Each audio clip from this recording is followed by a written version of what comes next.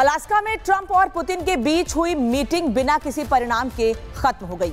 Trump के बड़बोले बयानों ने इस मीटिंग पर दुनिया की नजरें टिकाई हुई थी, लेकिन बातचीत की टेबल पर दोनों खाली हाथ रहे। ट्रंप को आखिर नाकामी हासिल हुई। इस बातचीत के बाद एक प्रेस कॉन्फ्रेंस भी हुई, लेकिन उसमें क्या हुआ है इस रिपोर्ट में देखिए।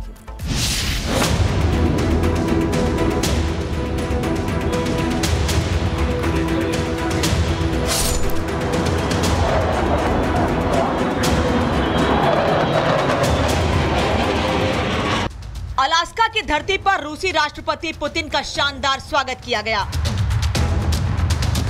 अमेरिका दौरे पर पहुंचे पुतिन का स्वागत करने के लिए रेड कारपेट पर खुद ट्रंप मौजूद थे, जहां सैन्य सम्मान के साथ पुतिन की अगवानी की गई। यूक्रेन युद्ध शुरू होने के बाद पुतिन का किसी पश्चिमी देश का यह पहला दौरा था। पुतिन का यह दौरा कितना अहम था, इसका अंदाजा इसी बात से लगाया जा सकता है कि एयरपोर्ट से ट्रंप और पुतिन एक ही कार से मीटिंग के लिए रवाना हुए। अलास्का के एंकोरेज में ट्रंप और पुतिन के करीब 3 घंटे तक मीटिंग हुई, लेकिन अमेरिकी सैन्य बेस पर हुई बैठक का नतीजा शून्य रहा। बंद कमरे में करीब 2 घंटे 45 मिनट तक बात करने के बाद आए दोनों नेताओं ने प्रेस कॉन्फ्रेंस की। ये प्रेस कॉन्फ्रेंस भी मात्र 12 मिनट चली, जिसमें 8 मिनट तक पुतिन बोले और सिर्फ 4 मिनट ही ट्रंप ने अपनी बात रखी। दोनों नेताओं ने प्रेस को संबोधित किया, लेकिन पत्रकारों के सवालों का जवाब देने से इनकार कर दिया। हालांकि बेनतीजा बैठक के बाद पुतिन ने अगले दौरे की वार्ता के लिए मॉस्को के नाम पर सुझाव दिया। And probably see you again very soon. Thank you very much, Vladimir. Next time in Moscow. Oh, that's an interesting one. I don't know. I'll get a little heat on that one, but I could see it possibly happening. Thank you very much, Vladimir. Ukraine में युद्ध विराम के मुद्दे पर हुई इस बेहद अहम और बहुप्रतीक्षित मीटिंग के बाद किसी भी नेता ने सीज फायर शब्द का इस्तेमाल नहीं किया। दोनों नेताओं ने एक दूसरे की तारीफ की, बातचीत की जरूरत पर बल दिया, लेकिन यूक्रेन युद्ध में सीज फायर कब होगा, इस पर कोई जवाब नहीं दिया। I'm sure that today's agreements will help us restart pragmatic relations between Russia and the United States and help us start on the path towards resolution in Ukraine. President Trump, when he says that if he were president, there would be no war, and I personally believe that is the case. There would be no war had President Trump been president at that time, because myself and President Trump have had very good trust-based relations. आपको बता दें, Trump की पहल पर Putin इस meeting के लिए राजी हुए थे। बैठक का एजेंडा यूक्रेन में सीज फायर करवाना था, लेकिन बैठक से पहले ही ट्रंप ने बड़बोले बयान देने शुरू कर दिए। ट्रंप ने कहा था कि बातचीत नाकाम रही तो गंभीर नतीजे होंगे, लेकिन पुतिन ने ट्रंप की धमकियों को हवा में उड़ा दिया। मीटिंग में भी पुतिन के आगे ट्रंप की एक नहीं चली। पुतिन की शर्तों के आगे ट्रंप के पास कोई जवाब नहीं था। आखिरकार सीज फायर कराने के लिए शुरू हुई मीटिंग से कुछ हासिल नहीं हुआ। बैठक के बाद दुनिया में शांति का मसीहा बनने की इच्छा रखने वाले ट्रंप सिर्फ फेस सेविंग करते हुए दिखे। We really made some great progress today. I've always had a fantastic relationship with President Putin, with Vladimir, but we have a very good chance of getting there. We didn't get there, but we have a very good chance of getting there. I would like to thank President Putin and his entire team.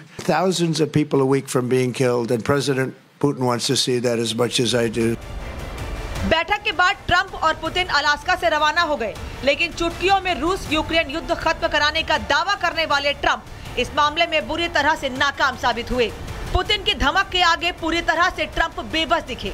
दुनिया को tariff और व्यापार के दम पर हाँकने की उनकी कोशिश को भी झटका लगा है। Bureau report, Republic Bharat.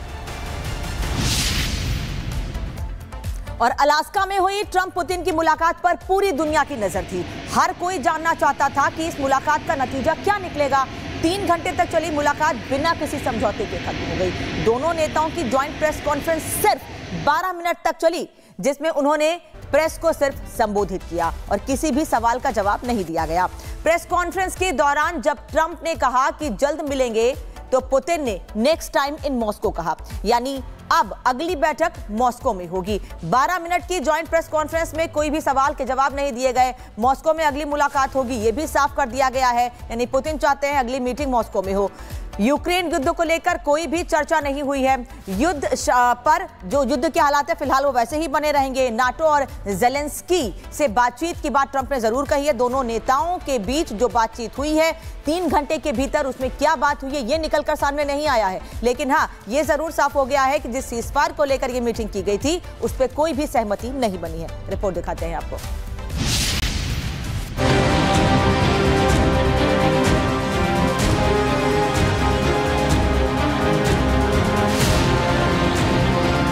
ये तस्वीरें उस महामुलाकात की हैं जिसका इंतजार पूरी दुनिया कर रही है।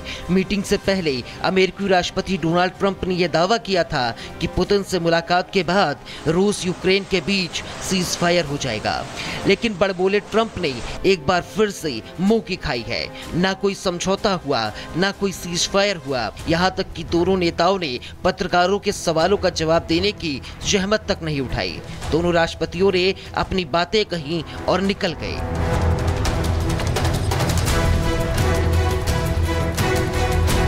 करीब 3 घंटों तक बंद कमरे में चली इस मीटिंग का एजेंडा था रूस और यूक्रेन के बीच जारी युद्ध को खत्म कराना। लेकिन बैठक पूरी तरह से बेनतीजा खत्म हो गई है। राष्ट्रपति पुतिन ने साफ कह दिया है कि रूस के लिए उसकी सुरक्षा सबसे अहम मुद्दा है। I'm sure that today's agreements will help us restart pragmatic relations between Russia and the United States and help us start on the path towards resolution in Ukraine. President Trump, when he says that if he were president, there would be no war, and I personally believe that is the case. There would be no war had President Trump been president at that time.